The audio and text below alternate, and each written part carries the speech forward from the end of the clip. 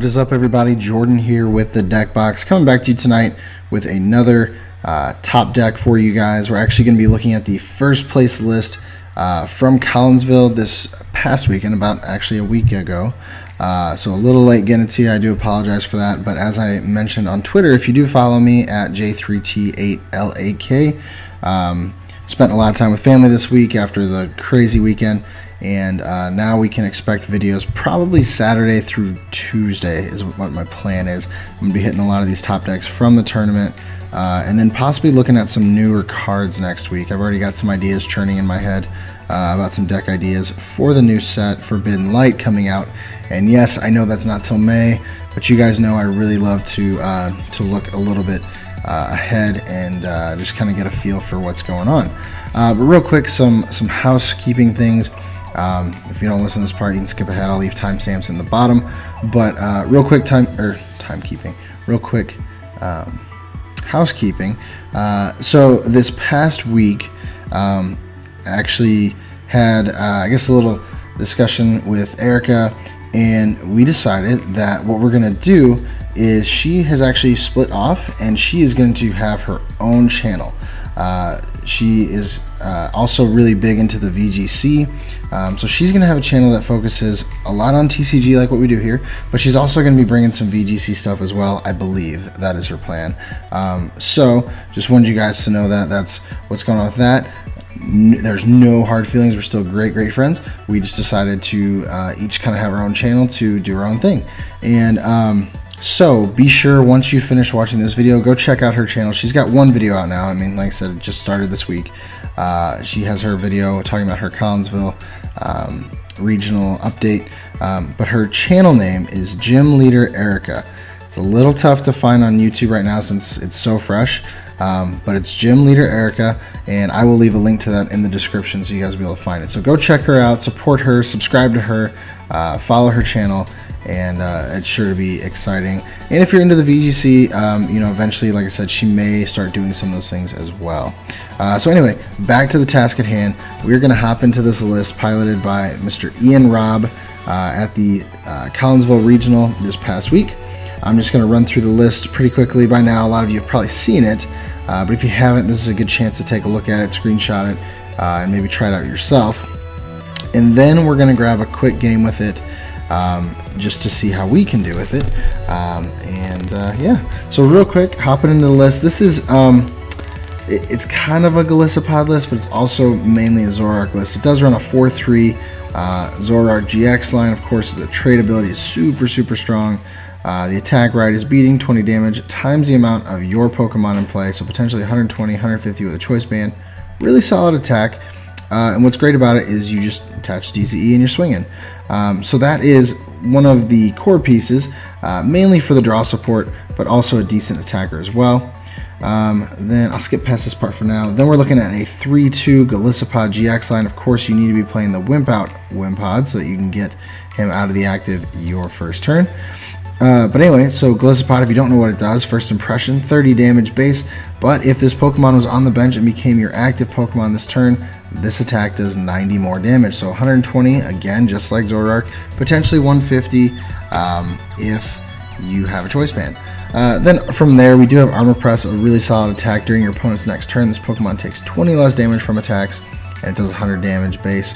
So it's actually really solid. That has changed a lot of games for me, going from being either one shot or two shot, and then they're having to put in that little extra effort just for that 20 damage.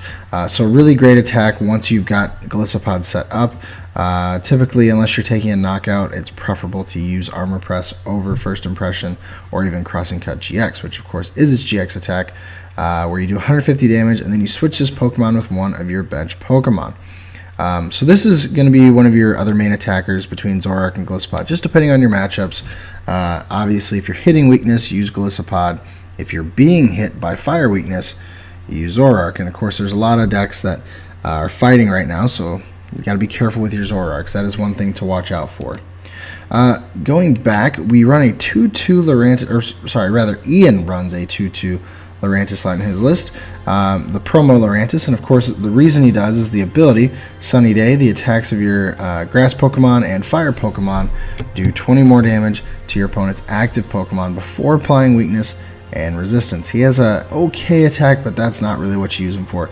It's the 20 plus damage. So now that we know that, going back to Golisopod, instead of 120, you're swinging 140, 170 with a choice band with just one Lurantis out. Obviously, both of them out, you're doing another 20 up to 190. So if you're doing the math, 170 is taking down Lele's, which of course 95% of our decks, maybe even higher than that, run Lele. First impression can be taking one-shots, which is great. If you have two of them out, then you're taking down Booloos, Ho-Ohs, Volcanions, things like that. So it really takes this deck and just kind of spices it up a bit. Then, of course, with Crossing Cut, if you have a couple out, you're doing 190 with them, 220 with a choice band. So you're taking down bigger Pokemon than what Golisopod usually can do. Typically, Golisopod is a one-shot deck, a two-shot deck, but the Lurantis promo can add the potential of taking one-shots. So it's really, really cool how he did that. Then he does play one Tapu Koko promo. Of course, it has the free retreat. That's mainly the reason you use it, but you also spread some damage and get some Pokemon within range of being one-shot from either Zoroark or Golisopod. And then we saw this tech a lot this past weekend, the Mew EX. For that versatile ability, this Pokemon can use the attacks of any Pokemon in play, both yours and your opponent's. You still need the necessary energy to use each attack. So what that means is Mew EX is able to use Zoroark's attack, which is a really good one for him to use, right as beating for a DCE. The reason it's good for him to use is it's a fast setup attack, and from there, Mew gets to hit for the Psychic weakness. Zoroark's not really hitting much for weakness, so this adds the Psychic weakness to the deck. So you're doing Grass weakness and Psychic weakness with Golisopod and then Mew. So this will help you, of course, against Buzzwole, which we have a lot of right now, to take those down really easily. So really, really good inclusion. I would suggest this in many decks right now. If they're an evolution deck that kind of struggles against that or isn't already hitting for that weakness, Mew EX is a definite inclusion. Then he ran 3 Tapu Lele GX, of course, for the Wonder Tag ability where you get to search your deck for a supporter. Really makes sense in this list to have that many. Then from there, he has 3 Field Blowers. He knew that Garbotoxin was coming back and coming back strong, so he chose to include 3 Field Blowers to make sure he could keep all of his abilities online. That way he can trade, he can get the additional damage, he can use Wimp out if he needs. Well, he's not going to have a Garbotoxin set up turn 1, so ignore me. And of course, to use Versatile. If he has no abilities, Mew can't even attack. So really need to make sure you're hitting those Field Blowers and keeping track of them. From there, since this is a Zoroark deck, we do have 4 Puzzles of Time. This, of course, is just to dig through our discard pile, pick out the cards we need, put them back into our hand, and play them again. Really, really amazing card. And it's seeing a lot of play right now, like I said. In Zoroark decks, it's seeing a ton of play. And it just makes sense. You basically get to do whatever you want whenever you draw 2 of those. Then we have 4 Ultra Ball, pretty self-explanatory. We need to get our Pokemon. This is how we do it. And, you know, the discarding Pokemon's not as huge of a deal in this list because, of course, puzzles. Then we run 2 Acerola. This helps with a few things. One, it helps to reset First Impression for Golisopod and get something out of the active, swing Golisopod up there. So that's one way that it's good. Then 2, obviously, you're, you want to be able to not be knocked out from a 2-shot or a 3-shot or whatever. So if you know you're about to be knocked out and you've already got damage on you, just scoop up your Pokemon and start fresh. That way you kind of just get rid of all that damage. And what's great is, if Mew takes a hit and doesn't get knocked out, it's just a basic, so you can pick it up, play it right back down, and start swinging again. So really, really great card. Of course, in any Golisopod list is Acerola, and that is why Ian chose to include 2. Then he also ran the 3 Bridget. This is pretty common now with Zoroark GX lists to include the 3rd Bridget because you want to be able to get set up. But then from there, it's not a huge deal if you run the additional Bridget because Zoroark can just dump the card for its trade ability. So you essentially get 2 free cards when you do that. Something I thought was interesting in Ian's list is he only runs one Cynthia, which, at first when I saw it, I was kind of shocked because for me, Cynthia is just an amazing card that you have to have at least 3 in your deck. But I think I see where he's going with this. Because you have 3 Zoroark GX, you do have that trade ability, so Cynthia is maybe not as necessary. And then on top of that, you run 4 puzzles, so you can reuse Cynthia if you need to. So we did just go with the one. His draw supporters are kind of spread out a little bit. Let me run through those real quick. So Cynthia, of course. I am going to include Mallow as a draw support in this deck, simply for the fact that you get to choose the 2 cards that you draw and then just pair that with Zoroark's trade. So he included one of those. He included 3N, 1 Professor Kukui. That, of course, adds the additional damage as well as drawing a couple cards. So not super draw support, just decent. And then Professor Sycamore, allowing you to draw 7 cards after you've discarded your hand. So 1, 2, 3, 4, 5, 6, 7. So still 8 draw supporters. 2 of them are kind of minor draw supporters. So really, if you're looking at major draw supporters, you're looking at 6. Not great, but like I said, you run 3 Zoroark GX, so you're going to be able to draw into pretty much anything you need at any point. He also ran 3 Guzma.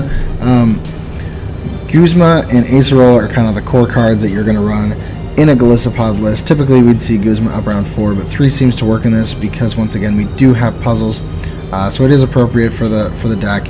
It makes sense, and that's why Ian chose to run 3. Then for our tools, we have 2 choice bands just to hit those solid numbers that sometimes we miss, and then 2 floatstone. Obviously, we want to be able to switch in and out to be able to get Collinsville to attack at certain points, maybe to get something out of the active that's about to be KO'd. So that's why we run 2 of those. Then from there, 4 DCE, 4 grass energy, obviously to attack. This is a grass attacking deck, and then the DCE allows Zoroark to do its thing, and of course Collinsville to do its thing from that point on. So now, guys, we are going to hop onto the ladder and grab a quick match with this, see how it runs, see if we can do any good with it. Let's see here. There we go. Alrighty. So the plan this week is, like I said, for Saturday, you'll be seeing this video. It'll be coming out. Then Sunday, we will be taking a look at Natalie Champay's 2nd place list. Monday, Alexander Hill's 3rd place. And Tuesday, Pierce Blend's 4th place. You'll see that 2nd, 3rd, and 4th are actually pretty, not extremely similar, just kind of similar ideas. And 1st place was definitely the most unique of the 4 of them. But I'm excited to look at those 3 because they are unique in their own ways. 3 different takes on on one essential type of deck. So our opening hand isn't terrible, but it isn't fantastic. Starting Lele is not what we wanted. We would have much rather started like a Coco. Coco actually would have been really good because we could have potentially started spreading. Thankfully, our opponent starts with a Coco or a Lele as well. Excuse me. But anyway, back to our hand. The good news is we do have Bridget for turn 1. Turn 2, we've got Cynthia. Depending on how many cards our opponent has, it's good to use N.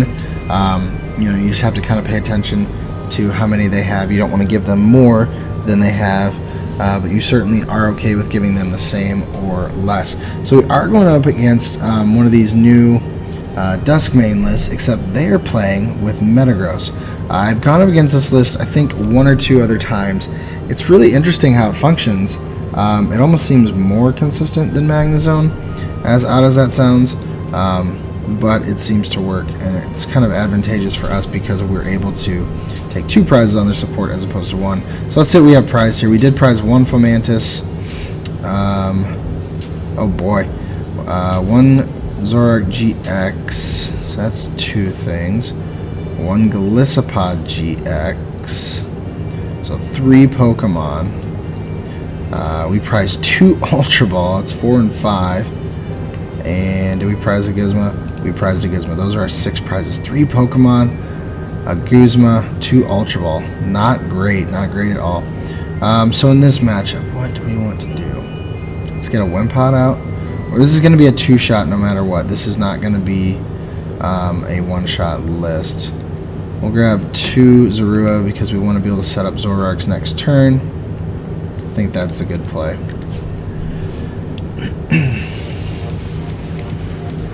And I think off of this next turn, when we use Cynthia or N, depending on what happens here, we should land probably another wind pod, or at least our Coco. Really what I'm wanting to focus on is making sure we get our draw support out. If we can get what we need, then everything else should kind of fall into place. We have to keep an eye on their energy in the discard. There's Ultra of the Sun. That is interesting. Oh, I'm sorry. Well, I mean, it's still interesting. I was thinking Ultra of the Moon when I said Ultra of the Sun. So he plays Ultra of the Sun to get rid of the weakness. Definitely unique. And are we going to see an algorithm here? Maybe. So we're obviously not going to end him this turn since he has such a shrunk down hand. He is, however, dumping quite a few resources.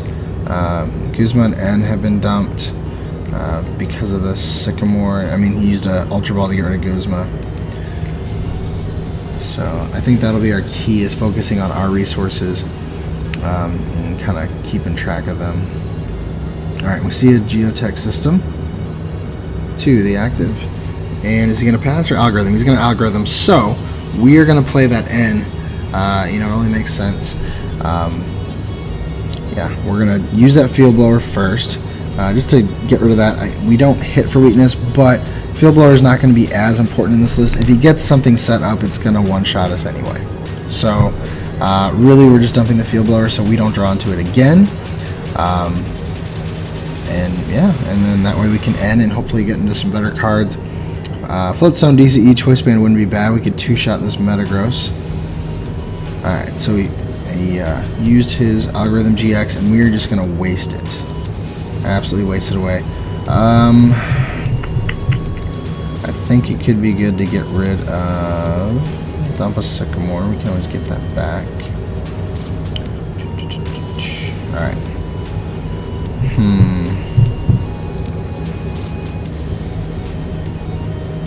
So I attach to Wimpod, hope to get Collinsville, or wait, hope to get DCE. Collinsville will hit for more. So we'll do that. We will play our N, so we kind of nullify his GX attack. Alright, so we didn't get what we were hoping to get, but that is okay. We're still doing good. We've got our draw supporter in play. We've got Mallow for next turn. We can actually set up a Floatstone Collinsville move and really start making things happen. Maybe put a DCE on our Zoroark to get that set up so we have options. Then the following turn we can attach the DCE to Collinsville and use Armor Press.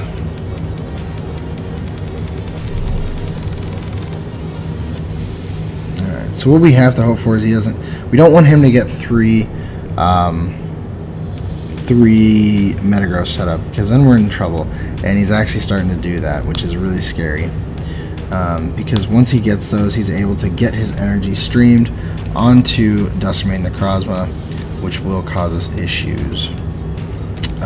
But if we can get one Lurantis promo out, we can swing for 120, 50, 2 promos, and we can swing with Collinsville for knockout.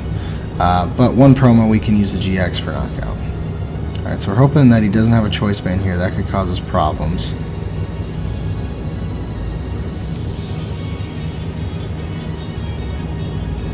Alright. Good, no choice band. So Lele lives. There's another Lele, okay. Let's use Mallow first. We're going to grab ourselves the Collinsville, our one and only, and we're going to grab ourselves a Floatstone, put those at the top, so we can get Lele out of the active. Let's trade away. Dump a Grass Energy. We've already got the one that we need. Alright, so we'll evolve. Make sure we do our order of operations appropriately. Do here. I'm going to DCE the Zoroark first, kind of spread my energy out. Retreat here, we'll be swinging for 120. not the best, but next turn we can knock him out. If we top deck a Choice Band, we could use Armor Press, which would be great. That would be the preference. But if not, we do have Crossing Cut GX as an option. Either way, this Metagross will be going down. Well, obviously he could easily switch out the active if he wanted to, if he gets into a third Metagross. Or actually, all he needs is an energy, and he can retreat here and then just algorithm twice. Yep, and that's what he's going to do, which is fine. I'm okay with setting up a couple knockouts on some Metagrosses, two-shotting two of them. He's only going to hit us for 180, so we're still alive. We could actually Acerola. I don't know if I like that play. I mean, that's the only play that keeps us alive, and that's what we have it in there for. So I think that's what we do. Oh, two Lele. I feel like we almost have to play those. Swing for more. Let's trade. I'm going to actually trade a Lele. See what we can get off of this. Bridget.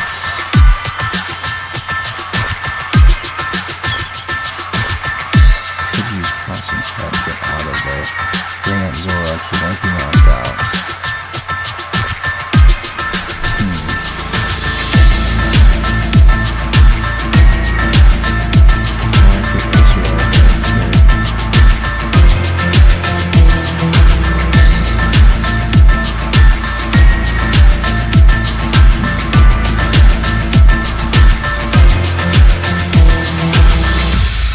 I think Acerola is the better play here.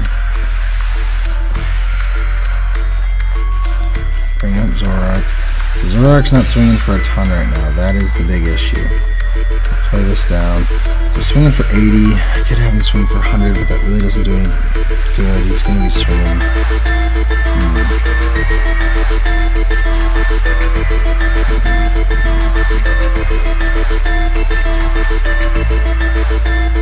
Okay, I'm going to have to lay down for now. And what I'm actually going to do, I'm going to set up a knockout next turn. I'm swinging for 100 now. The next turn,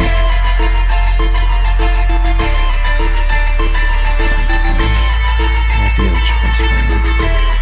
And I fucking do 120, 150. So if I'm swinging for 100, so yeah. So I'll just grab my supplement for next turn. It's an okay dumping. I suck at weapon. Legs, we got maybe a single puzzle.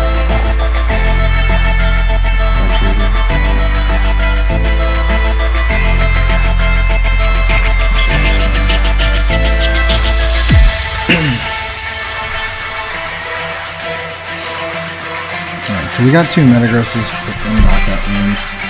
So that's the good news.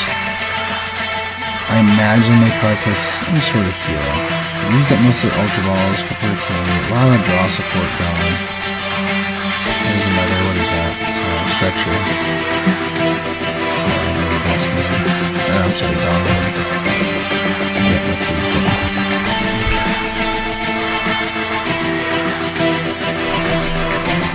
That would be a great knockout. Zoroark. Because it is weak. How much is this swing for? I'm trying to attack him. Okay. So we're actually going to take a knockout here. He just gave us a knockout. So thanks for that, bro. And actually, what's cool is we're going to be able to have a healed up Zoroark. And we're actually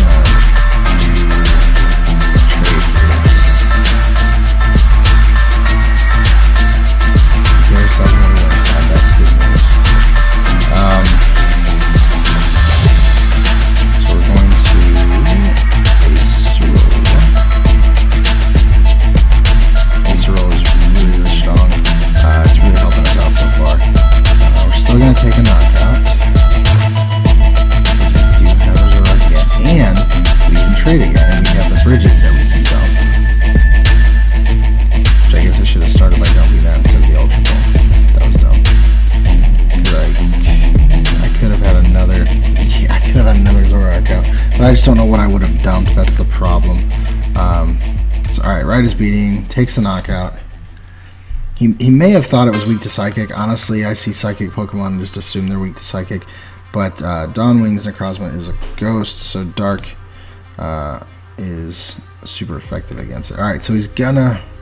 Well, is he gonna be able to... Yeah, because he's down now. So all he needs is an energy attachment in these two. He's gonna take down Zoroark. That's fine. I have Guzma. I can take down... Oh, is he gonna take out Lele? That's fine. You only need to hit me for 20. He's gonna use Beldum to do it, of course.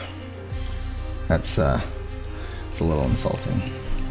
Alright, I'm gonna promote the Zorua because no matter what, we're gonna be using Guzma. We're gonna take down one of these guys, or maybe... No, we won't be able to. Alright, we can put you out here. I don't need Mew EX in this match, correct? Correct. Yeah, so let's dump Mew. Alright, we have another Zorua. Floatstone.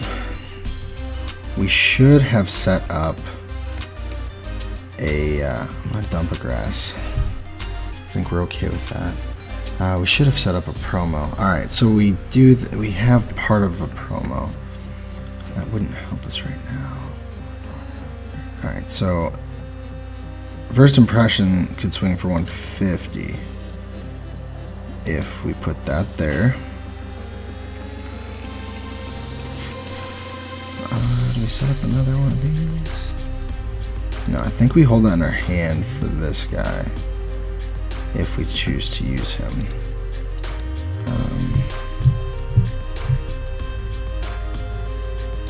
Set this guy out. That's Guzma. Let's take this guy down. So really from there, if we could get a Lele knockout, we'd be in good shape. The issue is just getting the Lele knockout. Or, like I said, we could take down that other Metagross. I'm kind of bummed we haven't used our Lurantis promo so far, and I don't think we will at this point. But this match wasn't really super relevant to use it. If we would have gotten... I guess if we would have gotten one out, it would have made a difference against Duskmane. But... Oh, and I just realized he can't use his GX attack against us because he already used one earlier. And it requires 3 metals, so he's down on that. He's only got one Metagross out. We're in good shape. He is ending us to 2, but we have 2 Zoroark out with the potential to get a third. We did prize one, though, correct? Yeah, we prized a Gliscopod, a Zoroark, 2 Ultra Ball. I feel like there was a Supporter and Fomantis, so I'm okay with this. We're doing really good. He's actually... kind of run himself low in his deck. We get an Ultra Ball, which is good. Actually, Ultra Ball is not super important right now. I really need a DCE. Dump Fomantis. I don't think at this point that that's relevant.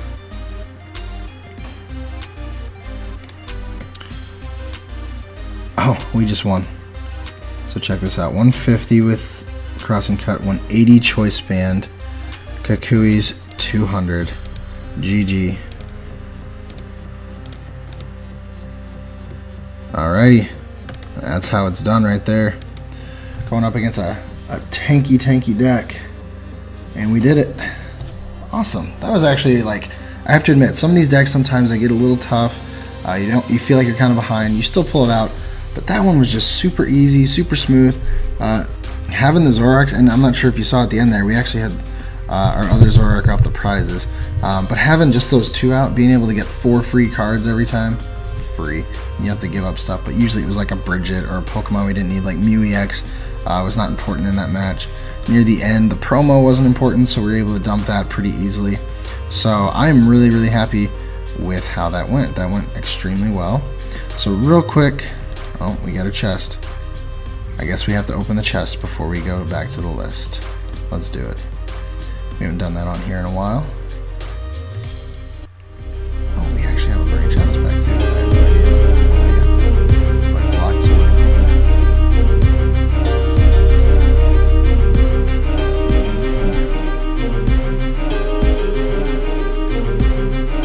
absolutely not. And let's see what's in our chest. backwards card. What do we got? Nope. All right, that's fine. All right, let's go back to this list. I'll let you guys take a peek at it. And if you like it, take a screenshot, go play with it, have some fun. Like I said, this deck is just super smooth.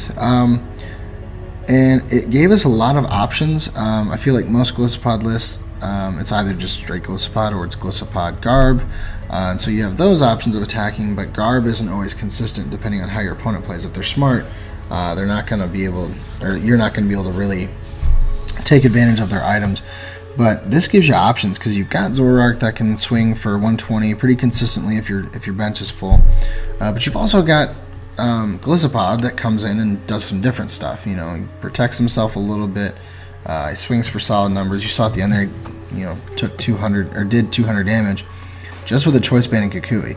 That one Kukui was pretty clutch, I have to admit. So I really enjoy this list. I might actually have to sleeve it up for League and give it a shot. It might be good for a challenge or a cup. Obviously, it was good for a regional. I'm not saying it's not good for a regional, but it might be good for me to take to a challenge or a cup coming up here in the next few weeks. So, guys, I hope you've enjoyed this video. I hope it was informative for this list. Like I said, keep in touch with the channel over the next few days. We are going to be putting out the top 4 lists. That's my plan. And then from there, I want to kind of look through and see what new lists could be coming out in the next set, and I want to look at some of the odd lists that came out of some of these regionals this past weekend.